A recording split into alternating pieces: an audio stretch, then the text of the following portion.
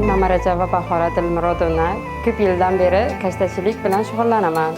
Kashtachilikni 5 yoshimdan qishni boshlaganman. Xotin-qizlar uchun sharoit qilib, 8 ta yo'nalish turi bo'yicha kashtachilik markazi ochib, shu yerda xotin-qizlarimizni ish bilan ta'minlab, kambag'alchilikni qisqartirib, 700 dan ziyod kasanachilarga ish tarqatib kelamiz. Men bundan juda ham xursandman. Ijtimoiy tarmoqlar rivojlangani tufayli bizni mahsulotlarimiz chet eldan juda talab yuqori. Shu boisdan ham Amerika, Qozog'iston, Turkiya, Malayziya davlatlariga mahsulotlarimiz sotilyapti. Buni ortidan juda yaxshi oilamiz daromad ko'ryapti. Hozir markazimizda 70 nafardan ziyod ishchilar ishlaydi. Bundan tashqari Nurota tumanidagi 200 dan ortiq kasanachi xotin-qizlar bizni mahsulotlarni tikib tayyorlab beradi. Kelajakdagi maqsadimiz ishimizni, faoliyatimizni rivojlantirib, Nurota xalqini ish bilan ta'minlab, mahsulotlarimizni chet ellarga chiqarish. Men faxr bilan ayta olamanki, Nurota kashtalarini butun dunyoga tanitayapmiz. Men Yo'ldosheva Muharram Abdullayevna. Nurota tumanida kashtachilikni rivojlantirish uchun oldin iplar viloyatlardan, tadbirkorlardan sotib olinib tayyorlanan edi. Biz shularni o'zimizda ishlab chiqarib, o'zimizda tayyorlayapmiz. Ya'ni o'zimiz bo'yab, o'zimiz rang berib, materiallarga ishlab chiqaryapmiz.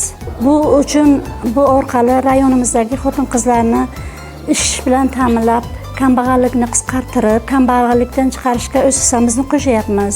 Bu oldin oq iplar olib kelinadi, keyin bular bo'yaladi. Ya'ni bu iplarni Namangandan zakaz orqali olamiz. Yani 70 ta xotin-qiz bor, yani kasanachilar bor uyda. Ularga tarqatib chiqamiz. Ularni oilasiga daromad tikadi ayollar. Ayniqsa bizning nurotalik ayollar hammasi ota-bobolardan qolgan hunarmand.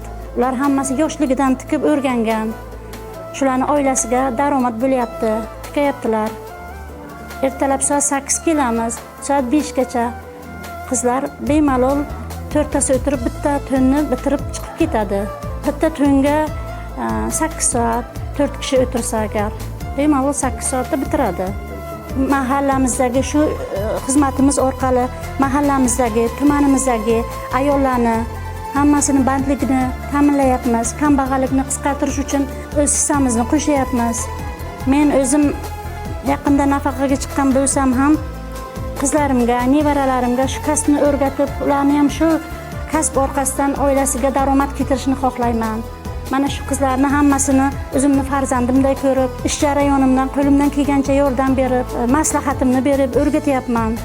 Ayollarga maslahatim prezidentimizning har bitta tadbirkor ayollarga yaratilgan imkoniyatlardan to'liq foydalansinlar deyman. Hammani o'ziga yarasha qo'ldan keladigan ishi bor. O'sha prezidentimiz aytgan jarayondan, o'sha prezidentimiz aytgan yo'ldan ketsa, Xudoga shukr, hammani o'zining qo'ldan keladi. Hammamizni oilamiz but bo'ladi, kambag'allik qisqaradi. Prezidentimizni biz ham uzoqdan turib qo'llab-quvvatlasak, qancha u kishi bizani shunchalik ko'proq qo'llab-quvvatlaydilar. Xotin-qizlarga beriladigan e'tibordan men xursandman. Qani men ham 18 yosh, 14 yosh, 12 yosh bo'lsam, men ham shu ishni boshlagandim.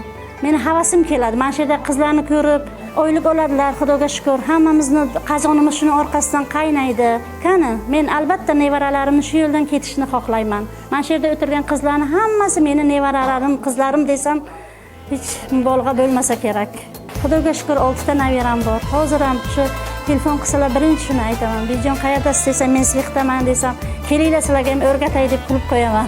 Bu yerdan chiqadigan naqshlar asosan anor, bodom. Anor ota-bobolarimiz aytardi, serfarzandlik.